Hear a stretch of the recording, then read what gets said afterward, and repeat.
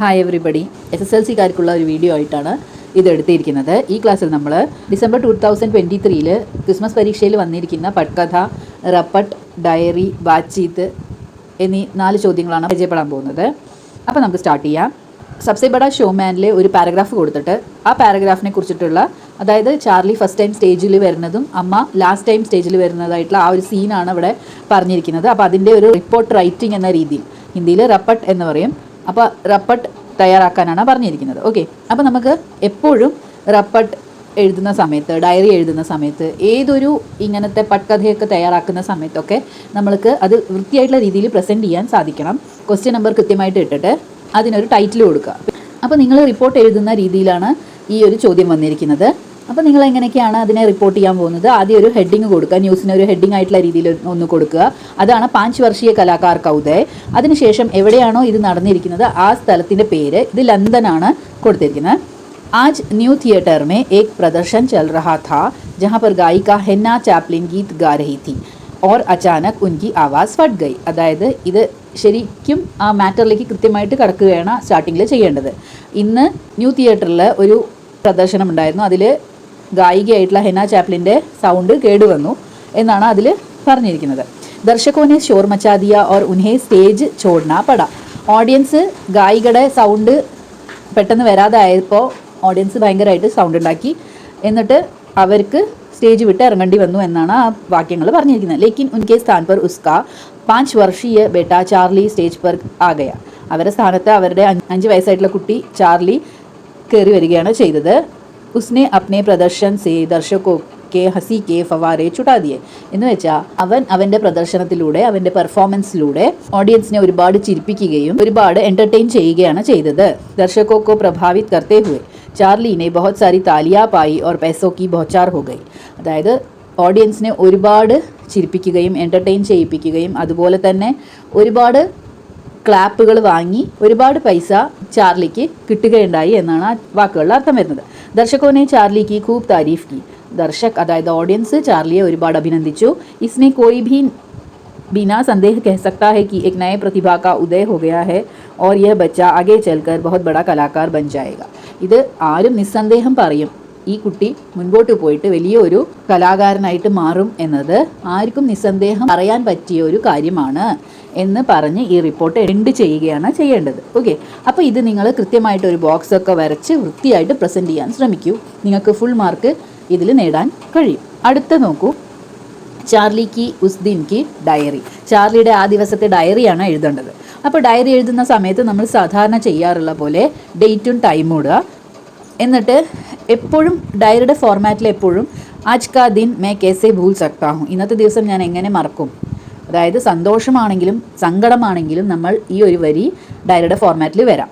Okay, അപ്പോൾ മേരെ ജീവൻ മേ ഖുഷി ഓർ ദുഃഖ് ദോനോ ആജ് കി കെ ദിൻ മെനെ മെഹസൂസ് കിയെ. സങ്കടത്തിൻ്റെയും സന്തോഷത്തിൻ്റെയും കൂടി ഒരു ദിവസമായിരുന്നു ഇന്ന് എനിക്ക് എന്നാണ് ചാർലി ഇതിൽ എഴുതിയിരിക്കുന്നത്. മാ കി ആവാസ് ഫട്കർ ഫുസ്ഫുസാഹട്ട് മേ ബദൽ ഗയി. അമ്മയുടെ സൗണ്ട് കേടുവന്ന് സൗണ്ട് തീരെ വരാത്ത ഒരു സ്ഥിതിയായി, അതുകൊണ്ടാണ് ചാർലിക്ക് സങ്കടം. തബ് മാനേജറിനെ മുझे സ്റ്റേജ് പർ അഖേല ചോड़ दिया. അപ്പോൾ മാനേജർ എന്നെ സ്റ്റേജിൻ്റെ മുകളിൽ കയറ്റി വിട്ടു ഒറ്റയ്ക്ക്. और मुझे पहले डर तो लगा पर मैंने मशहूर गीत जैक जॉन्स का एक गाना शुरू कर दिया. എനിക്ക് ആദ്യം ഒറ്റയ്ക്കായപ്പോൾ ഒരു പേടിയൊക്കെ തോന്നി, പക്ഷേ പിന്നീട് ഞാൻ ജാക്ക് ജോൺസിൻ്റെ ഒരു പാട്ട് പാടാൻ തുടങ്ങുകയായിരുന്നു എന്നാണ് ചാർലി ഇതിൽ എഴുതിയിരിക്കുന്നത്. ഗാന ആധാ ഹി ഹുവാ താ കി സ്റ്റേജ് പർ പൈസോ കി ബൗച്ചാർ ശുരു ഹോ ഗയി. പാട്ട് പകുതിയായിട്ടേ ഉണ്ടായിരുന്നുള്ളൂ, അപ്പോഴത്തേക്ക് ഓഡിയൻസ് സ്റ്റേജിലേക്ക് പൈസ എറിയാൻ തുടങ്ങി എന്നാണ് പറയുന്നത്. ഓർ മേ ഗാന റോക്ക് കർ പൈസ ബട്ടോർനെ ലഗ. ഞാൻ പാട്ട് പകുതിയിൽ നിർത്തി പൈസ എല്ലാം എടുക്കാൻ തുടങ്ങി. और मेरे इस घोषणा के कि मैं इसी के बाद गाऊंगा हॉल हसी घर में तब्दील हो गया. അതായത് ഈ പൈസ എല്ലാം വീണ സമയത്ത് ഞാൻ പറഞ്ഞു, ഞാൻ ഈ പൈസ എല്ലാം എടുത്തു വെച്ച് അതിനുശേഷം മാത്രമേ പാട്ട് പാടുന്നുള്ളൂ എന്ന് പറഞ്ഞതോട് കൂടിയിട്ട് എല്ലാവരും ചിരിക്കാൻ തുടങ്ങി എന്നാണ് പറയുന്നത്. मैंने कई सारे गीत गाए और मेरे प्रदर्शन के बाद दर्शकों ने बड़ी देर तक खड़े होकर तालियां बजाई और माँ को अभिनंदित किया. ഞാൻ ഒരുപാട് പാട്ടുകൾ അതിനുശേഷം പാടി. എൻ്റെ പെർഫോമൻസിന് ശേഷം സ്റ്റാൻഡിങ് ഒവേഷനാണ് എനിക്ക് കിട്ടിയത് ഓഡിയൻസിൽ നിന്ന്. അതിനുശേഷം അവരമ്മയും ഒരുപാട് അഭിനന്ദിച്ചു. ഇങ്ങനത്തെ ഒരു കുട്ടിയെ നിങ്ങൾക്ക് കിട്ടി, നല്ല പ്രതിഭയുള്ള കുട്ടിയാണ് നിങ്ങളുടെ എന്ന് പറഞ്ഞിട്ട്.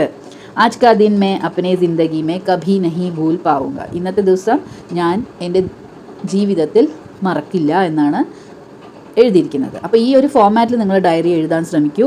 തീർച്ചയായിട്ടും നിങ്ങൾക്ക് ഡയറിയിലും ഫുൾ മാർക്ക് നേടാൻ സാധിക്കും. സ്കൂളിൽ ഭാഷൺ പ്രതിയോഗിതയാണ്, സ്പീച്ചാണ് ഉദ്ദേശിക്കുന്നത് ഭാഷണം കൊണ്ട്. ഈ പ്രസംഗത്തിൽ രൺവിജയും കലാമും രണ്ടുപേരും തമ്മിൽ സംസാരിക്കുകയാണ്. ആ ഒരു കോൺവെർസേഷനാണ് നിങ്ങളിവിടെ എഴുതേണ്ടത്. ബാച്ചീത്ത് പറഞ്ഞിട്ട് എഴുതുക. രണ്ടുപേരുടെയും 4 ഡയലോഗുകളെങ്കിലും നിങ്ങൾ എഴുതാൻ ശ്രമിക്കണം. കലാം, ഹലോ രൺവിജയ്, കേസേ ഹോ, ക്യാ ഹുവാ തുംഹേ. അപ്പോൾ കലാം രൺവിജയെ കാണുന്ന സമയത്ത് തന്നെ രൺവിജയ്ക്ക് എന്തോ പ്രശ്നമുണ്ടെന്ന് മുഖത്ത് നോക്കിയിട്ട് തന്നെ മനസ്സിലാക്കുകയാണ്. എന്നിട്ട് നിനക്ക് എന്താ പറ്റിയതെന്ന് ചോദിക്കുകയാണ്. അപ്പോൾ രൺവിജയ് പറയും ഒന്നുമില്ല, കുച്ച് നഹി. കലാം, ബത്താओ ना क्या हुआ, कुछ तो है. നീ പറ എന്താ പറ്റിയ, എന്തോ ഉണ്ട് എന്ന് കലാം പറയുകയാണ്. കൽ സ്കൂൾ മേ ഭാഷൺ പ്രതിയോഗിത ഹെ, തുമേ തോ പതാ ഹെ കി മേരി ഹിന്ദി ഇത്നി അച്ചി നഹി ഹെ. അതായത് രൺവിജയ് പറയുകയാണ് നാളെ സ്കൂളിൽ സ്പീച്ച് കോമ്പറ്റീഷനാണ്, എൻ്റെ ഹിന്ദി അത്രയ്ക്കും നന്നല്ല എന്ന് എനിക്ക് അറിയാമല്ലോ, അതാണ് പ്രശ്നമെന്ന് രൺവിജയ് പറഞ്ഞു കൊടുക്കണം. കലാം, ഉസ്മേ ക്യാ ഹുവാ മേ ലിഖ് കർ ദൂംഗ. അതുകൊണ്ട് എന്താ ഞാൻ നിനക്ക് എഴുതരാലോ എന്ന് കലാം പറയുകയാണ്. രൺവിജയ്, തോ മേ അച്ചി തരാസെ പ്രസ്തുത് കർ ലൂംഗ. അപ്പോൾ ഞാൻ നന്നായി അവതരിപ്പിക്കാമെന്ന് രൺവിജയ് ഉറപ്പ് കൊടുക്കുകയാണ്. കലാം, ठीक है मैं अभी लिख देता हूँ, ഞാൻ ഇപ്പോൾ തന്നെ എഴുതി തരാം എന്ന് കലാം പറയുകയാണ്. രൺവിജയ്, ജൽദി ആവോ, മേ ഇസേ ജൽദി യാദ് ഭി കർ ലൂം. എന്നാൽ പെട്ടെന്ന് വാ, ഞാനിത് ബൈഹാർട്ട് ചെയ്യാം പെട്ടെന്ന് തന്നെ എന്ന് രൺവിജയ് പറയുകയാണ്. കലാം, തുമേ ഹി പ്രഥം പുരസ്കാർ മിലേഗ. നിനക്ക് തന്നെ ഫസ്റ്റ് പ്രൈസ് കിട്ടും ഉറപ്പാണ് എന്ന് കലാം പറയുകയാണ്. ശുഭ്കാമനായെ, അതായത് ഓൾ ദ ബെസ്റ്റ്. അപ്പോൾ രൺവിജയ് താങ്ക് യു എന്ന് പറയുകയാണ്, ശുക്രിയ. അപ്പോൾ ഇതിൽ 4 പേർ ഡയലോഗെങ്കിലും 2 ആളുടെയും വേണം. ഓക്കെ, ഠാക്കൂർ കാ കുയിലെ പട്കഥയാണ്. അപ്പോൾ അതിലൊരു പാരഗ്രാഫ് കൊടുത്തിട്ടുണ്ട്. ആ പാരഗ്രാഫിന് അനുസരിച്ചിട്ടുള്ള പട്കഥയാണ് എഴുതാൻ പറഞ്ഞിരിക്കുന്നത്. അപ്പോൾ നമ്മൾ പട്കഥയിലെ ഫോർമാറ്റ് നിങ്ങൾക്കറിയാം. ആദ്യം ദൃശ്യ, സ്ഥാൻ, സമയ, പാത്ര, ഉമ്ര, ദൃശ്യ വിവരണം ഇതെല്ലാം എഴുതാൻ ശ്രമിക്കൂ. അപ്പോൾ നിങ്ങൾക്ക് ദൃശ്യ 1 തന്നെ എഴുതാം. സ്ഥാൻ ജോക്കു ഓർ ഗംഗി കാ ഘർ എഴുതാം. രാത്രി കാ സമയ അല്ലെങ്കിൽ രാത് കാ സമയാണ് എപ്പോഴും ഇത് നടക്കുന്നത്, ആ ടൈമിലാണ് ഠാക്കൂർ കാ കുയിലെ ആ ഒരു സംഭാഷണം നടക്കുന്നത്. പാത്ര ജോക്കുവും ഗംഗിയാണ്. അപ്പോൾ അവരുടെ ഉമ്ര അതേപോലെ വേഷഭൂഷ എഴുതിയാൽ കുറച്ചും കൂടി ഒരു നല്ല രീതിയിലുള്ള ഒരു പട്കഥയാവും. അല്ലെങ്കിൽ നിങ്ങൾക്ക് ഇത് ഓപ്ഷണലായിട്ട് ഉമ്രും വേഷഭൂഷയും ഓപ്ഷണലായിട്ടുള്ള രീതിയിൽ എഴുതാവുന്നതാണ്. ദൃശ്യവിവരം, എപ്പോഴാണ് ഈ പട്കഥ നടക്കുന്നത് അല്ലെങ്കിൽ എപ്പോഴാണ് ഈ സീൻ എപ്പോഴാണ് നടക്കുന്നത്, അതാണ് ഈ ദൃശ്യവിവരണം കൊണ്ട് ഉദ്ദേശിക്കുന്നത്.